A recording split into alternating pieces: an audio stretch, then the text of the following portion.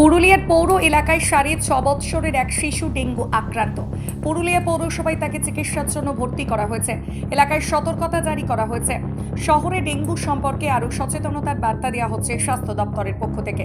জানা যায়, পুরুলিয়া পৌরসভার ১০ নম্বর ওয়ার্ডের পুরাতন পুলিশ লাইনের একটি ৬.৫ বৎসরের নাবালক জ্বর উপসর্গ নিয়ে পুরুলিয়া দেবেন বাহাতে গভর্নমেন্ট মেডিকেল কলেজ হাসপাতালে শিশু বিভাগে ভর্তি হয়। ওই শিশুটি রক্ত পরীক্ষা করা হলে তার শরীরে ডেঙ্গু নমুনা পাওয়া যায়। পরবর্তী সময় বাইরে থেকে রক্ত পরীক্ষা করানো হলে সেখানেও দেখা যায় শিশুটি ডেঙ্গু আক্রান্ত। বর্তমানে শিশুটি পুরুলিয়া দেবেন বাহাতে গভর্নমেন্ট মেডিকেল কলেজ হাসপাতালে চিকিৎসাধীন রয়েছে। এদিকে এই খবর পাওয়ার পর পুরুলিয়া পৌরসভার চেয়ারম্যান নবেন্দু মাহালি জানান, হাসপাতাল সূত্র থেকে জানার পর উপযুক্ত পদক্ষেপ আমরা গ্রহণ করছি। ওই এলাকায় পৌরসভার মেডিকেল টিম ভিজিট করবে। এলাকার মানুষেরা যেন একটু সতর্কতা অবলম্বন করেন, পাশাপাশি মানুষকে আরো বেশি করে সচেতন হতে হবে।